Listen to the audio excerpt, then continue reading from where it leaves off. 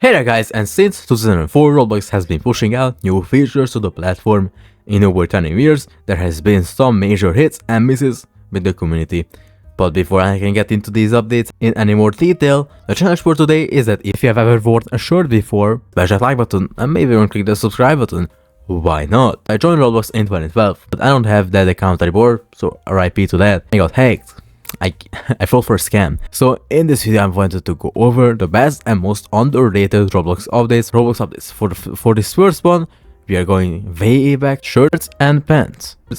This video was posted by Shadlatsky in April of 2008. It was announced that Roblox will be adding shirts and pants. You are probably thinking, well, is it a monumental update? Shirts and pants have become an integral part of Roblox. It allows people to really express themselves in a way that wasn't available to players before. To this day, shirts and pants are still used and uploaded by users. I know it's something we take for granted right now, but without this update, who knows what kind of avatar customization we would have on Roblox. In that same year, September of 2008, we had another huge addition to Roblox, and this one is probably the most important. The currency we all know and love was finally added. Robux. Robux has been our main source of currency. And no, I'm not going to mention tickets, but without Robux, we would just be paying with normal money.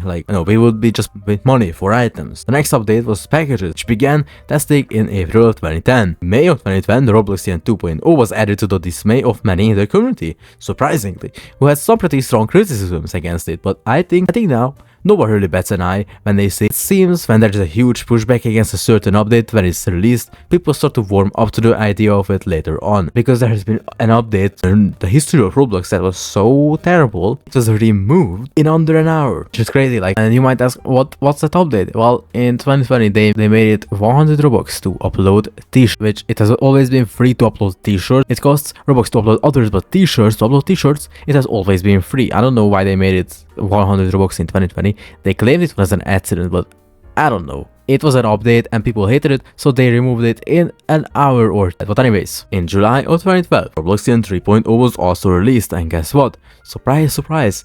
People weren't happy, but much like the Robloxian 2.0, Robloxian 3.0, or the man and woman package is now a classic part of Roblox. I like them, I won't lie, I like the package. But let's move along, and I don't think you will guess this one because this update is very underrated. In July of 2011, probably the most important update was released. The menu. Can you believe it? Roblox didn't have an in-game menu before 2011. You know, that little thing in the top left corner that you click to change the volume and to exit out of game. That didn't exist. It's something so overlooked, but something so crucial as well. Yes, it's gone through some design changes, much like everything else on Roblox. But fundamentally, its purpose has stayed the same, and throughout all its changes, it's only gotten better and better. I don't think there's actually been really any sort of criticism against the menu. At least I think some substantial, not like the packages. There's another one for you. In March of 2012, we got thumbnails for games and also video trailers. So before 2012, we were rocking the default Roblox screenshots for all of our games. How did editing get popular back then? Well, Roblox was a small game, so yeah, but this is such an important part of Roblox. Everyone puts hours and hours of work into making these thumbnails look as good as possible, as clickable as possible, to get as many players as they can do. Unless if it's some sort of free Roblox OP game and it just has to be a generally bad thumbnail, people will still play it because there are a lot of kids on Roblox who will fall for scams, so yeah. It's wild to think about Roblox without custom thumbnails and video trailers. But what do you know? Another underrated Roblox update. I mean, it's not that underrated, but it's often overlooked as an update. But get this, now a lot of you are probably going to recognize this one. But fast forward to 2017, R15 editors came out. Now I'm one of the people who kind of didn't like R15 in the beginning, but R15 was definitely an improvement upon the original R6 for avatars, going from 6 joints to 15 joints. It's a huge jump, and it enabled developers to make much more creative games. I think it aged pretty well, even though there were a lot of people who were against it. I think it aged pretty well, so definitely pretty underrated. Now another update that I regard as one of the best and most underrated, it's kind of controversial, would be user generated content, or UGC. Now hear me out. In September 2021, UGC was first released for everyone. Before that, it was only for select users. When it first came out, there were only a few actual creators, who were making items, so the variety was actually quite limited, and the creators were forced to be really creative with what they made.